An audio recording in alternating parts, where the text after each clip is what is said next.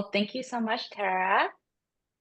Welcome, everyone. Hello, yes. Hi, everyone. I'm Frances Lou. I'll be moderating the wonderful panelists today. For those who don't know me, I'm the VP of Marketing, Customer Success at Opus Training. We were very fortunate to be sponsors of this report with Chart. It's our second time doing it, and we really value the fact that it's the only report that represents the L&D in hospitality community. And we are really excited to dig deeper in terms of what that looks like for all of you. You're right, like the numbers only speak so much. It's really the story and the context, and then I think really, it's the so what, who cares? Like, what do you do about this information? How do you move forward? Right, and have it be useful for you. So some quick things about the hospitality training report. It has everything from benchmark data, but also trends. Many of you, I'm sure, participate in it, so thank you. Um, Something that we did that's different is that it wasn't just about a repeat of last year, but really building on top of it, right? How are the trends trending? What's top of mind? And really, that's where we're going to focus most of our time. So with that, let's just kick it off. Quick agenda. We'll do quick intros. Then we'll talk about some of the three key trends that really came to the surface when Myisha and Corban and I were chatting about like what is it that we want to how to make use of this time. We also want to really focus on like measuring outcomes and learn around how do you tie training and measure its impact in the restaurant environment. And then lastly, we can't leave without talking about AI and L&D, but with the perspective of really like how are our panelists using it, right? Because there's so much more meat and intel and insights that, in conversation that's been had and will continue to have within Chart as well. And so, like everything else, your participation, just like the survey, it'll make this conversation richer. I think you all have stories that you can contribute in addition to questions. So please chat away. I think for the sake of the format, we'll wait to the end, but we'll be reading all of them and we'll want to make sure that we have plenty of time to address them, your questions, and even just like, and bring some of your stories in the fold into this conversation too. So with that, quick intros, we familiar faces within Chart. We have Myisha Smith, our corporate director of training at Pacifica Hotels. And we also have Corban Nichols, the VP of Restaurant Excellence at Piada Italian Street Food. I would just turn it over to each of them to introduce themselves and share a little bit about like their background and their connection to this report itself. Myisha, maybe we can kick off with you. Hello, thank you, Frances. Hello, all. It's so great I don't see all of you, but great to have you on the call and taking your time out of your day to join us. So as Frances mentioned, my name is Myisha Smith. I'm with Pacifica Hotels, the Director of Training. I've had over 25 years of guest service, starting at a restaurant over 25 years ago and worked my way all the way up. So tons of experience in just what it looks like to be a team member, to be an operator, and then to be more at an executive level. So I'm excited to dive into this data with you and not only speak to my experience, what we're experiencing within Pacifica Hotels or the hotel industry, but also to hear from you and your insight. So happy to be here. Great. Awesome. Corbin? Yeah. Hey, everybody. Corbin Nichols. I'm the VP of Restaurant Excellence with Piada Italian Street Food. Prior to this, I was with Chipotle Mexican Grill for about 10 years. I've been with Piada now for almost 4 years. And but similar to Myisha, I've been in the hospitality industry for almost quite a while as well, since I was about 14 years old, washing dishes in the back of a bagel shop. I think the statute of limitations are up. I don't think I can get in trouble for that anymore. So I think we're good. But no, just found this report to be exceptionally insightful, hearing from our peers and everything that we're going to dig through today. I think that we all have some form of key takeaways that, I'm sure that we'll address on the call, but if not, feel free to pop them into the chat what stood out most to you as well. Great. Well, thanks. Let's kick it off. So first, really what was top of mind? So just to give folks context, we asked really what was the top L&D priority for 2025. We kept it open-ended and then categorized it using AI. But really, and this was a theme that was validated across multiple questions across the survey, was the operational speed and efficiency. It was very much core, which is a little bit different than like previous years. It was very, I think previous year was about the things that you were building. Those felt a little bit more internal. And I'm curious from Myisha and Corban, how does this resonate in your experience? What's been driving this focus for you? Well, I could speak from the hotel industry, and probably very similar to Corban's experience, but ours has been guest perception, technology advancements, and the do more with less concept, less time concept. So that's what's driving our speed and efficiency.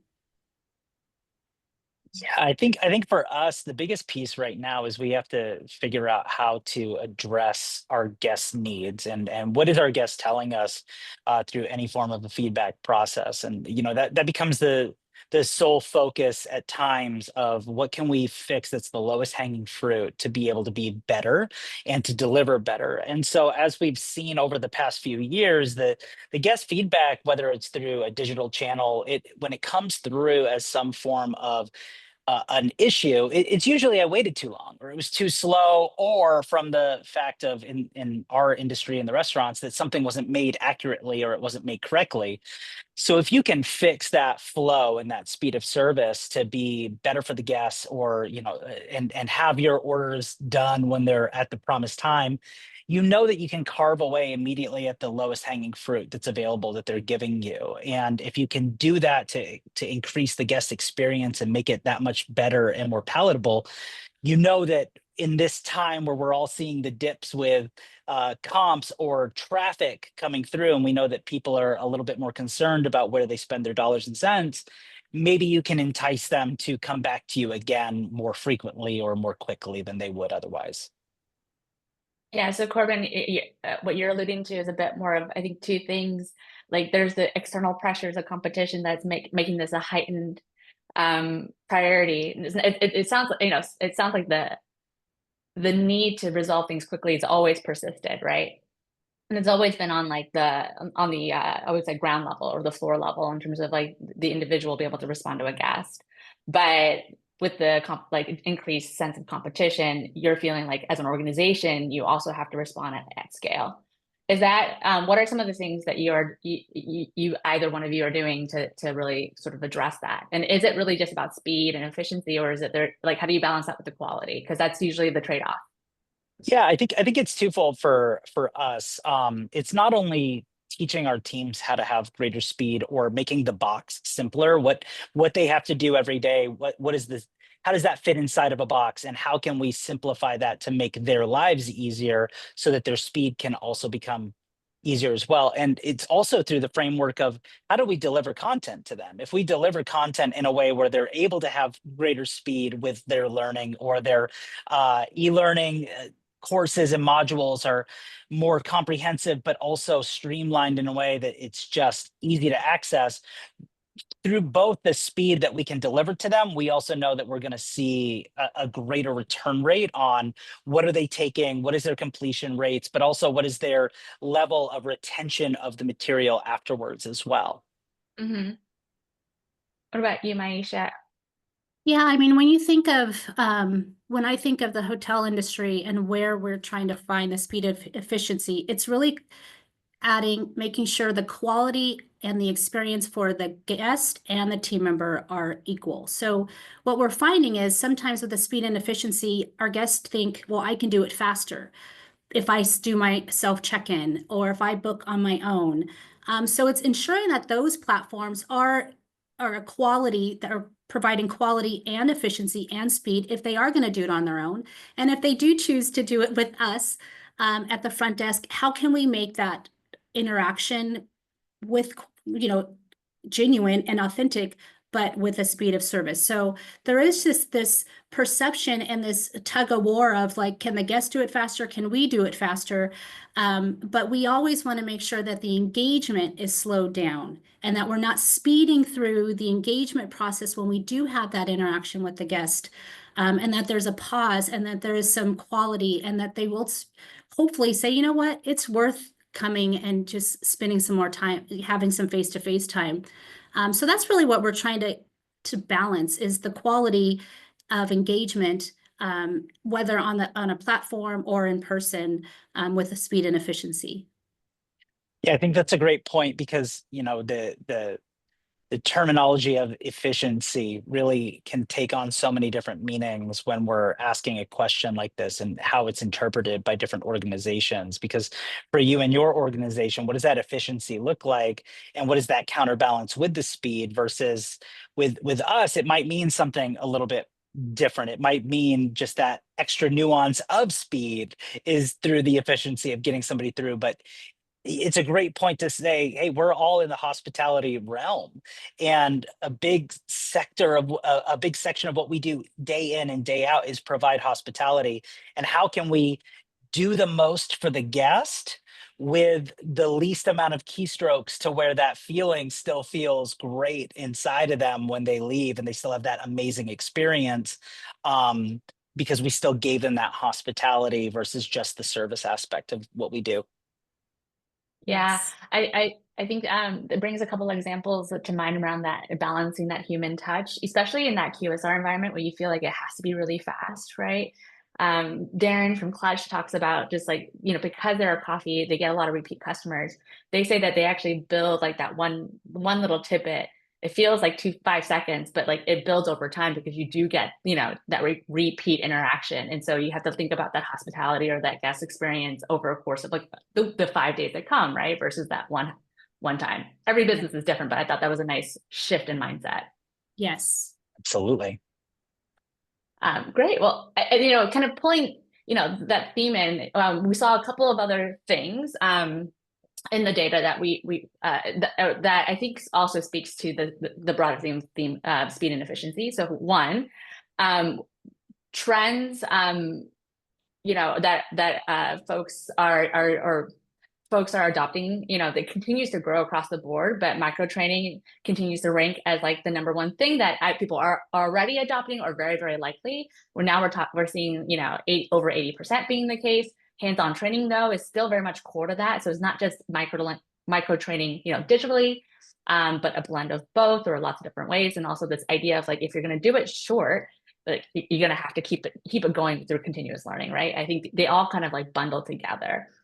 It's not one or the other. And I think the second bit is just the sense of like new hire training. They've decreased, especially with our front of house and back of house employees, year on year. And I think the question that we were also like discussing as we were talking through like how to make sense of this data is like, how much of this people feeling like this is a retraction because of the external factors, or like, budget constraints, et cetera? Or is this more just like better efficiency? Like, is this how it's supposed to be? And I would love to hear from both of you in terms of your interpretation of like, how do we make sense of all of these little different data pieces together? Corban, do you want to start? Yeah, I'm happy to. I think that as we look at this, we do each have, and what the report showed out is that there is a budget constraint, right? There is that you have to go to bat for what it is that we have, and what is the ROI with the hours that we're given and utilizing. And some major concepts out there don't have training hours allocated to begin with when you get down into the field, and those that are actually the operators running the business. So how can you utilize what they already have? And any time that you're taking away from doing something on the shift means you have to be able to prove the ROI for it. So as you look at some of these things like the micro training, which we can dive into that word a little bit here soon too, but micro training and hands-on training kind of being neck and neck there, but more people being more likely to utilize micro training, and that continuous learning, feeling that same piece. The way that I interpret it and look at the scope of what I see in the tea leaves as I read them is, realistically, when you have that shoulder to shoulder training, you get the questions, or I'm sure many people on this call do, you get the questions about, why am I paying two people to train the one thing versus can we get a course to train that one person the one thing? Can we get something else so I'm not having to pay two individuals to do that shoulder to shoulder mentality? So there is a little bit of a constraint there and a pull, which is why there's such a drive to how do we get better, swifter, faster, and more efficient still with the courses and the modules that we're putting out there for everybody to be able to take, and how can we transition that to have real life impact right away on the job. But on top of that, I also do see that with the new hire training time, for instance, our retention is at all-time high at Piada. And I think that there's a lot more stability within the industry, whereas 5 years ago, 4 years ago, there were a lot of people that were switching around. I know I was one of them, but moving from a concept to a concept and moving back and forth. And so you had to have a lot more of those training hours allocated and understood of what you were going to be investing in it. But as we start seeing stabilization within turnover rates and retention within the hospitality sector, we do see that you're going to naturally be giving less hours for those individuals as well, because you're not hiring as many. You don't need to. That's a great point. Myisha, what are your thoughts? Yeah, I mean, like all of us, we took this deep dive into micro training and ensuring that our videos, were under 5 minutes, under 3 minutes, and our reading resources we cut in half, and we made all the adjustments, right? And it's similar to, and so what we realized was that the micro training was turning into a micro less connection with our guest, micro less confidence with our guest, micro less knowledge with our guests. So it's like, oh shoot, we just made everything so much shorter. That means the interactions with our guests and the knowledge and confidence with our team members is that much shorter. So when we talk about, and we were considering the factor, like Corban said, the budget and hours and so on and so forth, and even for our learners, the attention span. So when you combine all those things, we thought we were doing the right thing, and then we realized it's starting to affect our guests negatively because they're not getting the full story. Our team members were not getting the full story. Similar to when we watch Instagram reel or TikTok, I'm like, oh, that was so good. That was like a bit of motivation. But if you watch the whole story on the motivation speaker that spoke, it's like, oh, wow, there was so much more to that content. So what we're starting to do is understand that there's so much more to learning, and for our learners to understand, it's not this quick fix and plug and play. There's more to that story, more to you and what that feels like engaging, whether as a server or a busser or a front desk agent. And so we turned in micro training to micro doses. So we're just giving doses of small things through. I know we talked about this. It is a fun way to say it, though. Okay, so how can we say it? So doses From the Bay Area, this is very natural. I know, right? LA as well. So, really incorporating this micro training throughout a longer amount of time, because we don't want to challenge our operators and say we don't have enough time or training hours to do this micro dosing throughout 30 to 60 days. But how can we incorporate that into, and we'll talk about this later, into ongoing development? So instead of a new hire completing training in 3 days at the front desk or at the host stand, how about we continue these check-ins and this development throughout the 30 days that they're at the check-in? So now not only are we doing, like Corban mentioned, the micro training videos and resources and the shoulder to shoulder, now it's show me what you know, and it's making it more of an experience of being a team member, and not so everything's micro, everything's fast, and this is what you're doing, and you're plug and play, and we're going to expect guests to return and great guest service. That just it didn't work. It's not working. So we had to. I think that's such a great point. It's really like, what is micro training and how do you do it right? What are the components that need to go in so that you're not sacrificing the quality and the retention just because you're rushing through it? Yes. You mentioned some things around like making sure that it's stripped through, that you're like reinforcing over time. What other ways are you, Corban, Myisha, like right sizing it so that while you're taking into consideration the very practical and real constraints of what training is today, right? With like making sure that it's over time, it's not sacrificing the actual performance. Yeah, I'll jump in here for a quick moment because I think that we have to flip the script as we're talking to the decision makers, or if you're, able to be a decision maker within your organization, thinking about it a little bit differently as well, right? As we think about how we engage with our teams and how we get them to want to learn, a lot of the gamification comes from that. Gamification is that incentivization for wanting to learn. I want to go open up the LMS. I want to go do the training because I'm going to get a star, or maybe I can exchange that star for a gift card, or whatever your organization has set up to be able to do something like that. But gamification is kind of that way into the front door. So it's good to be able to weave that in however you're able to, or in whatever way you're able to. And then if you're one of those organizations right now that really does have to lean onto a lot more of the micro learning, which, I think we all may have a different definition for what does that mean. We all say micro learning. It's like, oh yeah, 10 minutes. It's like, whoa, that's that's a macro learning at that point. It's not a micro learning anymore.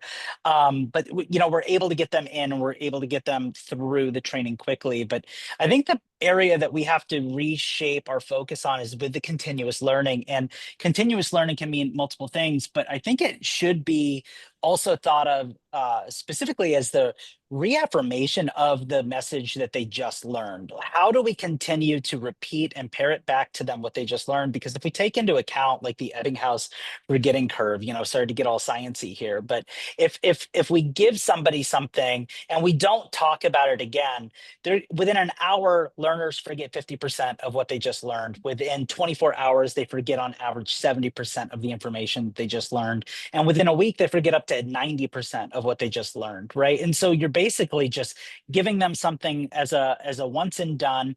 And if you don't continually reaffirm the message and reaffirm the training and reaffirm through any ways or practical methods that you may have, you're really just investing time for the sake of a compliance checkbox versus how can they truly walk away with the understanding that you meant to give them in the first place. Right. And Myisha, you've talked about how you're really incorporating into the day-to-day. Like, what are some of the things you're doing at Pacifica? I mean, we're really trying to curate. So learners are also different, right? And so the experience that our team members come in with as they're hired are very different as well. So we might have a server from a standalone restaurant that's been serving for 15 years and come in to work into one of our restaurants in the hotel. So we really want to make sure that we're asking the right questions and understanding what their experience is, so then we can curate the training for them. So do we need to spend 30 minutes practicing how to welcome a guest, or how to greet a guest when they walk in the door? Probably not. Let's see what they do genuinely and authentically and make the adjustments at that point. But I feel like we also kind of have to respect the experience that comes in and curate the training to help them.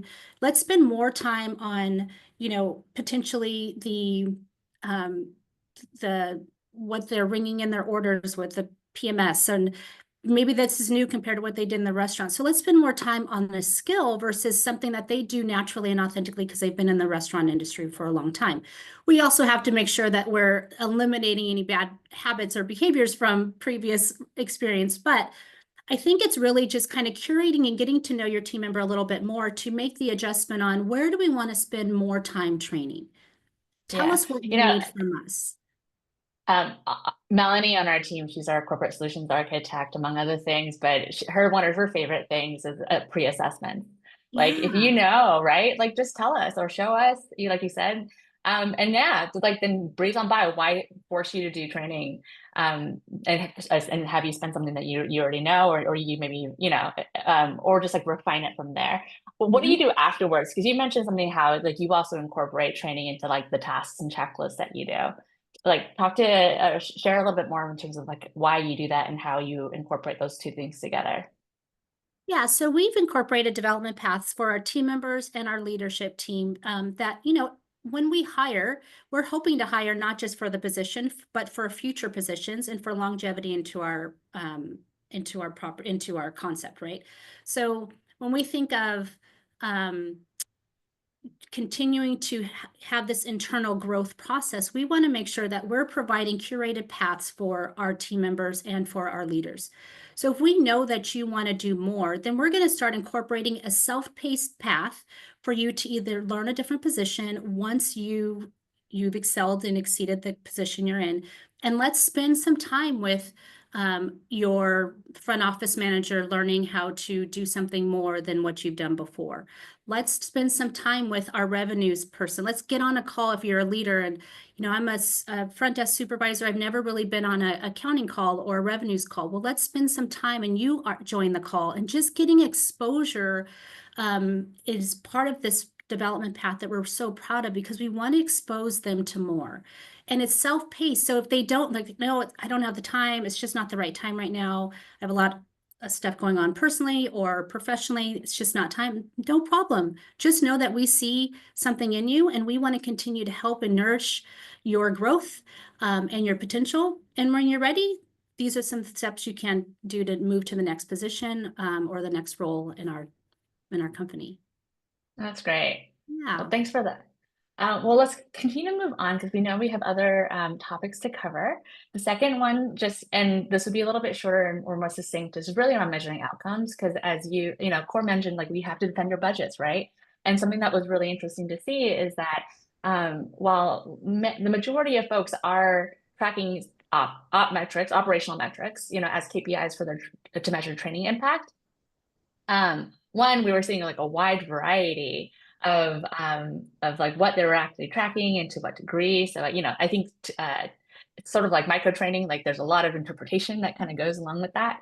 But also there's 40% of folks who still don't, right? And we see a huge decrease or a correlation between those who are able and how they're able to justify their budgets versus not. And so we just wanted to open it up a little bit more and talk about, like, in your business, like, how are you doing it? What are some of the things that you found effective in your, in terms of making that correlation or causation, if you will, to say like, hey, training is making an impact. Corban, you want to kick it off? I'll kick it off.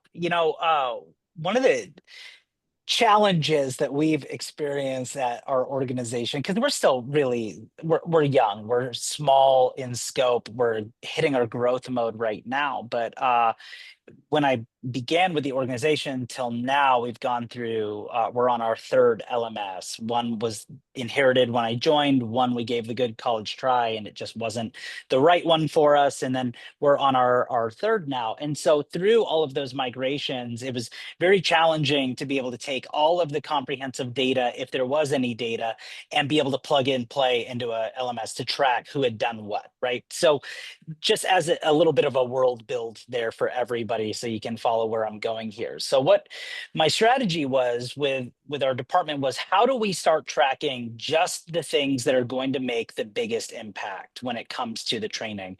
And if we do these X's and O's and we script it all out, we're going to start seeing the filter through to people embracing the rest of their training modules as well. Plus, we don't have a large team to be able to go track every employee's path all the way through. It gets hard no matter how great your reporting is. There's a limited amount of time and keystrokes that you have every day to be able to do that. So we consolidated it down to what's just going to protect the business and what's going to give the guests the greatest experience. And if we track those modules and those trainings through our learning management system, how can we really start seeing the dividends and the results? And as we started this process that we do, now what's really cool about what we're seeing is we're seeing that retention continue to increase and the turnover rates decrease. And we're starting to be able to really hone in and look at how many people or what percentage of our employees within 30 days, if they didn't complete these 8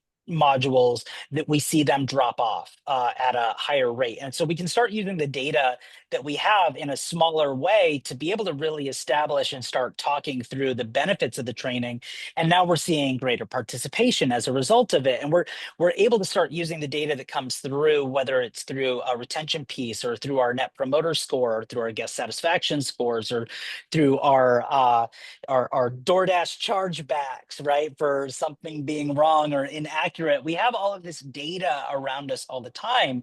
So my challenge to everybody in the industry is, if you're not using your company's, your organization's metrics in some way to justify anything that you're putting out there, and using it to maybe not find the direct result of what happened, but to be able to find some layer of a story that you can weave and tell. You all know I love stories. Like, finding a way to be able to tell a story through the data and be able to justify what you need. Because as we see these budget increases and decreases, or staying flat and the same, it's really on you to be able to sell to your leadership in any way, shape, or form, to say, this is what we see when this happens, and this is how we can benefit greater from it.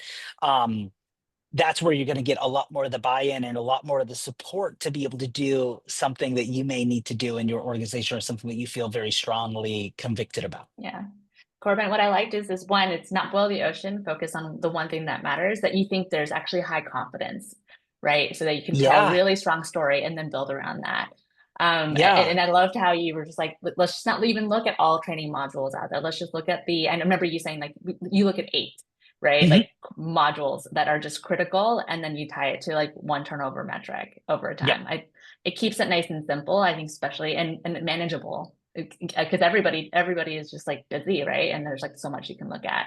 We all have an elephant every day in front of us that we have to figure out how to eat. And it's the silliest analogy, but yeah, one bite at a time is the only way that you can get through it. And rather than try and kill yourself to find what, if everything is important, then nothing is going to stand out, right? You're Yeah. never going to be able to find the true narrative. So really hone in and find what are the Yeah. most critical pieces. And sometimes they're not what you think they are. Go ask your operators, go ask your partners cross-functionally, like, what means the most and what has the most impact for your teams. That's a great tie-in, because Myisha, I think you actually have like that bottoms up approach, where you went to your teams and you're like, what matters to you? And let me get really embedded. Can you just talk about how you've been able to sort of demonstrate your influence, or the training team's influence within Pacifica? Yeah, I mean, similar to Corban, I came to Pacifica about almost 4 years. And so really trying to understand the culture and where everything tied in together. And like we do, we go straight to the field. We want to know and hear from the field. You know, in my old concept, it was stay close to the burger. So it's like, don't get too far from the burger on the grill, because that's where the money is, right? So for us, it's stay close to the property, stay close to the team, and let them tell you what they need. So when we were advocating for a new LMS, and I know someone on the chat asked Corban, what LMS do you use, Corban? We're currently with PlayerLink. Okay, so I'm with Skooks. And so when we were trying to show that we needed a new LMS, and this is why we needed it, it was really from the field saying we need to be able to, from our leaders in the field, we need to be able to get results faster, to have accountability, to measure the progress of our new hires, the progress of compliance training, to ensure that we're meeting all the standards for our branded properties and for our own company. So it's really, and so really when you start aligning what the field needs to what we need as a training property or training department, and then bringing in the different metrics. So the retention, the net promoter scores, the compliance training, all those things end up protecting the company, right? Because we want to ensure that we're meeting and exceeding expectations. So if there's ever a point when, there's a lawsuit because someone didn't complete their sexual harassment video. Oh, no, we did. We have record of all of these things. And so it's really validating how we can use certain things similar to an LMS in our example, on ensuring that we are going to meet every expectation in the company to ensure that we're protecting and making the best team, having the best team members and the most well-trained leaders in the industry. So it's really trying to align what the company's vision is, what the team member and your leader's vision is on the property, and saying, we got it. And if we're going to do this, this is what we're going to get rid of. And that's kind of our thing. It's like, I don't want to keep adding on all of these tools and processes. And it's like, can we have a one-stop shop? So I can guarantee that we can implement this LMS and we will remove this and we'll remove this and we don't need this and we'll end this contract because this has everything that we need. And in specifically a communication piece, how to communicate as a whole to the company because everyone uses the LMS. So yeah, it's been a really great time trying to figure this out, but we succeeded. So we're riding high. Myisha, I think you bring up a good point in terms of depending on who your core stakeholder is, like risk, right? There's a cost to everything. And you could take a training metric and actually then associate it to that cost as like its ROI. It's not always about the upside per se. I think another one was one of our customers, Lori from Gregory's Coffee. She actually was like, even if you only have training metrics, it's kind of how you interpret it too. So like she's able to see is like training decrease time, within a module, or how someone is able to like pass through it, right? And then that decreased time is a labor cost savings that you can then share over time, right? So like if budget is like a concern, or just like time off, the floor is a concern, you can also say that as like sort of a more direct impact. So there's just like, it kind of depends on one, like really what do people care about? And that might depend on the different stakeholders that you have. Yeah, triangulating who cares about it to where I can sell it into them. What is the person that's taking the training care about so that I can sell them to actually use it? And then how do I manage to bring all of these pieces together so that it's a win-win and a benefit for the organization as a whole? Yeah, and just to add on really quickly, instead of always figuring the ROI is what money you're bringing to the bottom line, it's really for training, it's where can we save? Where can we save money and where can we save time to increase retention, to increase, sustainability over training, all the different things that happens that we know as trainers happen, but it's really kind of making a argument to where we can save, which will in the long term bring more money to the bottom line. Yeah, fantastic. Well, we have a little bit more time. We have one more topic, AI and L&D. How do we all become little wizards? Right? So no surprise, everybody is just in that like learning, curious, just getting their feet wet stage, generally in the content development. I don't think any of this is surprising by L. It feels very in line with just the industry overall. But I think there's a lot of curiosity around it, right? And there's a lot of conversation and tactics and trainings. I know Chart supported many workshops around just like how do L&D professionals start to really use this to their advantage, especially as it aligns to like the speed and efficiency. And I think what was interesting is on the right-hand chart, we broke out those who were considered proficient users and those who were basic. And you do see like as a whole, while folks do feel benefit, like when you do get good at it, you do really feel the benefit, right? Significantly. There is just a learning curve around like, what is it that really makes sense for your organization, for you personally, et cetera. And so, Myisha, Corban, you both talked about how you use it to get it. I think instead of like talking about it as a whole, I think it's just more hearing from your personal experience. What is it that you're doing, you and your team are doing with AI that you feel like has made an outsized impact?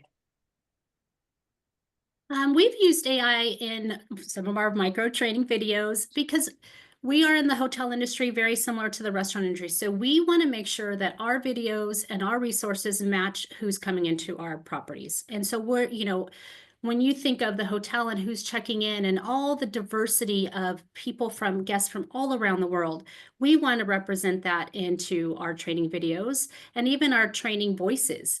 So as much as we take pride in going into the field, it can be really hard to try to capture pictures or have people willing to say, yes, you can take a picture of me because I'm a Black young woman and I'm an aging white man, and all the different things that we really try to capture as far as diversity.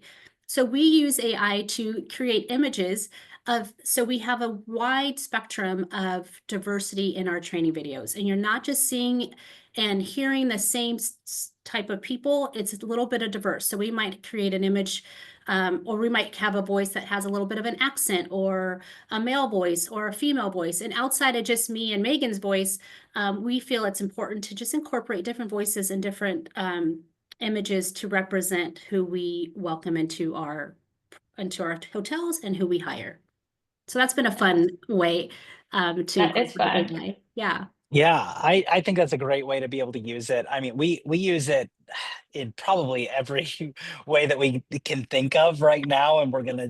But my number one recommendation is keep going to the chart conferences and go take all of the AI breakouts that you can to learn the different ways that you just never thought that you could use it in the first place. But you know, we where it saved us the most time, surprisingly, is coming up with the incorrect answers for some of our knowledge check questions.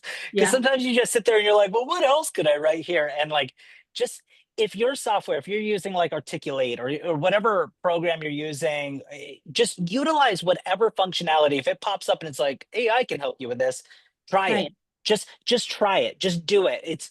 The worst that's going to happen is it's going to waste 5 minutes of your time that you were going to waste somewhere else down your day anywhere. So you just got your procrastination out of the way now is the way to think about it. But when I think about what we should be using AI for more than anything, you know, everything that we talk about as the trainers in the room or the training teams or the people representatives, you know, we think about how can this help us? How can this help us? How can this benefit our needs and what we have? And, you know, I just continue to think about what Matt from Wiener Schnitzel said when we were at the one of the panels that we did at the Workforce Management Summit, and it was talking just completely about, hey, like this, we use AI to make the operator's life easier. We've created this whole Alexa chat bot, and there's other, like Smart Trainer is one of the bronze partners with Chart now,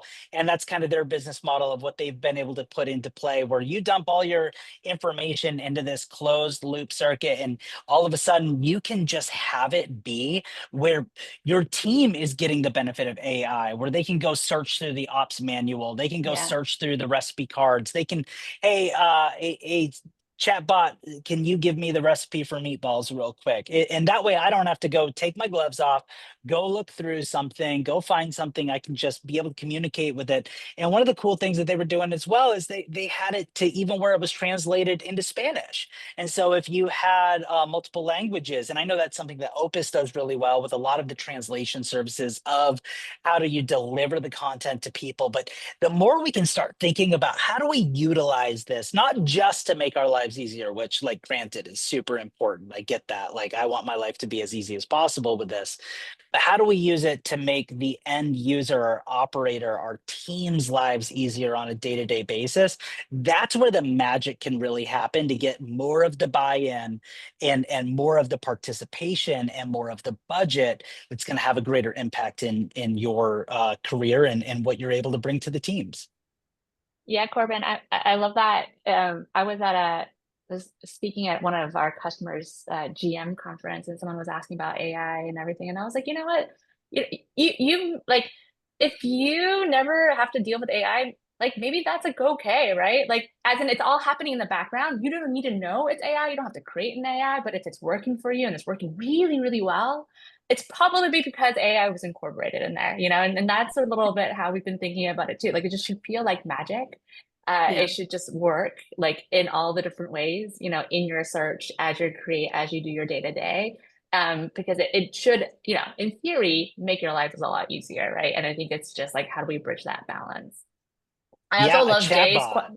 yeah, A chatbot is so much more efficient than you having to create tags for every single course or module that you create. And oh, I got to tag it this. No, just be able to do a chatbot once and have that be utilized for everybody from that point forward. So much more beneficial, so much easier, and they don't even see the effects of it. It's just a feature to them. right. And it actually unlocks so many things, because actually, instead of having to think about the tag, one, you mapping the tag and texting, they can actually just use voice, right? Which it feels a lot more natural of like how you interact anyways, especially in hospitality. And so how do you use that more as like the way to connect with your employees around knowledge or training, versus like reading even, right? Because who reads? Just like in today's world. And I just want to make a note about Jay's. I love his comment. It feels very meta, but he's like, you should ask AI how to use it in more ways, right? And I think that will Yeah. also Right. create a lot of inspiration. I am a training professional working for an organization that employs. Yeah. How do I I know we use haven't this spent better? too much time on the AI side, but is there anything else that you feel like you would want to share out before we move over to sort of Q&A? Well, I think I want to share when I changed my mindset of using AI from being a replacement for me to a resource.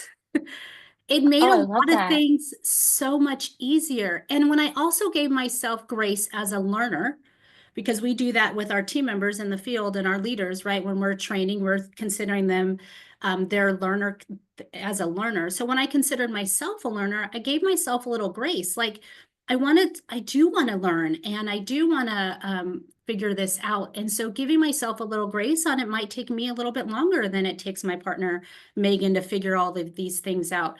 But to continue to be impressed by it, to be like, oh my gosh, this makes my life so much easier. And even to consider it inexpensive labor, because we are a mighty team of 2, but now with AI, it's like we got 3 and one's free, right? And then when you consider it as a thought leader, when I look at AI and whether it's scripting something or if I ask it to put this in a checklist format, I'm like, oh, okay, I didn't consider this format. I didn't consider that word. I didn't consider this, alignment. And so I kind of consider it as a thought leader and I look at it and I don't just copy and paste. I really read through it and say, what? And sometimes I even challenge it. Like I might put something in and say, okay, polish this. I'm like, oh, there wasn't that many changes. Yes. So, when you really change your mindset of just being open and flexible as we are and nimble as leaders, training leaders, then you will adopt this attitude of, I want to learn and I want to be better for my team in the field and my leaders and engage in something that's really extremely helpful. And it's not going to replace me, but it's a great resource. And why not use it? So yeah, that's all I would like to say on that. It was definitely a mindset change that I had to get into. Really great. It's important. It's like it's the Yeah. kickoff, right? To really getting into it. So we'll wrap it up a couple of questions for you to, but in the meantime, I do want to let folks know, like we do have time for questions, so put it in there in the chat. While we ask Myisha and Corban one more question, I think the first parter, what's one takeaway from the report that really stuck with you personally and why? Go ahead, Corban. So I think for me that the biggest thing that I took away from it is that we need to be very specific with what's in everything that we do and what is the value given. So many times that we can just start creating training for training's sake, and we can create things that either fit an agenda or a mission, but then it's a set it and forget it. And then we just never go back to it. We dust it off maybe once in a while. But for somebody in the field and for an organization of that's many employees taking on and taking that training, like what is the true value? What is the true value of the time that's being invested into it? What can we do to re-emphasize like how they take things away? Because as we see that we're leaning into micro training, we're seeing that the budgets are shrinking. Like those are all key things for us to start thinking about. How do we advocate for ourselves, advocate for our people most of all, but how do we do it in a way where we know that it's actually a benefit and being able to give them just what they need versus all of the extra fluff along with it. That's great. Yeah, Myisha? I'm very similar to Corban. I mean, when you look at the data and you look at what we've done last year and what we're doing this year as training leaders, I still really want to stay intentional and do things with a strategy and with alignment to our company and with alignment to what the team needs and not get so far away from the property or the burger, like in my past life, to where I'm not still staying in tuned and engaged to what the needs are and what the changes from our guests are. And then really being able to measure the outcome. So I really want to make sure that what we do and what we we position ourselves to do better is not only because it's a trend, but because we find that's going to be sustainable for a long time to continue to level up and to be the best in the industry. Really, it's the strategy and the alignment and the outcome is what I pulled from the data and from what we talked about today, because it does take that intention to ensure that we're not just going with a trend, but if we're going to do micro training, if we're going to do AI, if we're going to try to figure out our ROI, then we have to do that personally and authentically and genuinely for our company or for the company or restaurant you work for. That's Yeah, great. and having a great partner along with that is so beneficial, right? Because for you, like you were saying, Myisha, you're a mighty team of two, three Yeah. with AI, and one of them is free. You know, for us, our training department's 4 people. Like we're Yeah. including myself. We're small and scrappy. So I know that there's very large organizations represented within Chart and represented on this call, but utilize the vendors, find out if they can help source some of this information for you. Like we used Modern Training to do a brand assessment, and that was a huge aha moment for us when Matt sat down with me and he's like, so this is what came from it, and here we are, and we reviewed it, and he was very polite and delicate with some brutal feedback, honestly, but it really did start shifting the approach for us also recently of, well, what can we do a little bit differently? How can we think of this differently? How can we tweak some things to make sure that the message is resonating and not just being forgotten because we're dumping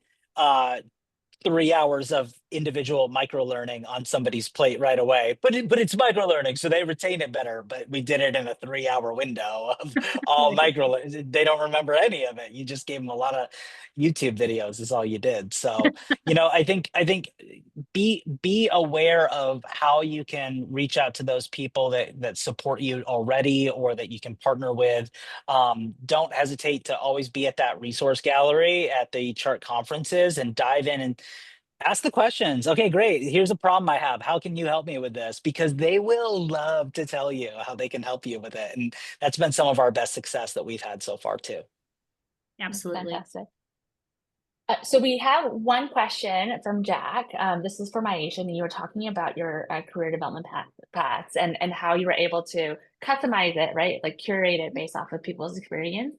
Could you just maybe share how tactically you're able to do that pivot, especially if there's like the standard thing? Well, we utilize the resources that we have. So for leadership development, we may include a LinkedIn Learning video. We may include a good abstract summary of a reading for leadership. We will partner, say, work with your regional manager to do these 4 things. So we really incorporate and work with their team, their leadership team, to make sure that they're getting the support they need through the development path. But we do this virtually, or you can do it on a Word document. But we do it virtually through our LMS. And so we assign it to them, and then they're able to log in and check off what they've done. And then we, as a training department or their direct supervisor, will work with them and check in with them and then check off that they've completed it. We'll ask some really engaging questions. Tell me about the LinkedIn Learning video that you watched, or hey, how was your time with our salesperson when you attended their walkthrough with the property? So all of the different things that we're able to incorporate either virtually or just on a Word document, and they sign off and add it. So we really try to be creative with what we're adding and what that position, whether a team member or leader, needs to get to the next level. And does that change for new hires? Because that sounds like somebody who's like, okay, it also apply to new hires. So like when a new hire is coming in, you're doing like, how do you know like how they're able to, they already know something. So that would be more for a new hire. If I was hiring for a front desk agent, that would be more shoulder to shoulder. That's more of an engagement process through that direct supervisor and that team member. But if they wanted to learn a little bit more, or they were looking to get into a different position, then we're starting to put in different development paths for our plans for them to get to the next position. So the onboarding part of the new hire one's pretty basic. Ensuring that you've hit all the steps, what our ethos is, all the things that, our story. And then when you want to start creating your own story and moving into different positions, then we help curate that path. Fantastic. Well, I haven't seen any other questions come through, but we're also pretty close on time. You guys have talked so much and yet kept your energy high. I love it. So what's next? I think one, I don't want to be presumptuous, but Corban and Myisha, are people able to reach out to you directly if they have further questions? Same thing with Yeah. me. We'll share, all of our contact information after the fact. I also wanted to highlight a couple things in the report, or just like coming out of the report, that you may not know. One, we do have benchmark data on salaries, hours, training hours, etc. That is once you download it. So if you haven't yet, that's something and you think that's interesting to you, you can go ahead and do that. And then also, there was just so much good content and meat, like details and tactics, that people were so willing to share, that we couldn't fit it all in the report. So we have additional articles that can give you more information and advice, to expand on things, especially around the KPIs and AI and L&D. So with that, to wrap it up, Corban, do you want to hand it over to you? Yeah, absolutely. Thank you all so much once again for joining today's webinar. We'll have this posted on the chart website for you to be able to go back to and view or share with any of your teams that weren't able to make it. As always, the webinars are free to everybody. But we hope to see you all in a couple months in Redondo Beach, and we got some great webinars around the corner as well. So stay tuned to see what's coming up next. But thank you all and have a great rest of your day. Yeah, Thank you, safe travels, Francis. Corban. Same Thank to you. you. Thank you. Bye, Corban. Safe Yeah, I had to travels. show I was actually in an airport this whole time. Yeah. Ha ha ha. AI. Aye, aye. Thanks, team. Thanks, Francis. Thank you Thanks, for joining Myisha. us. Same.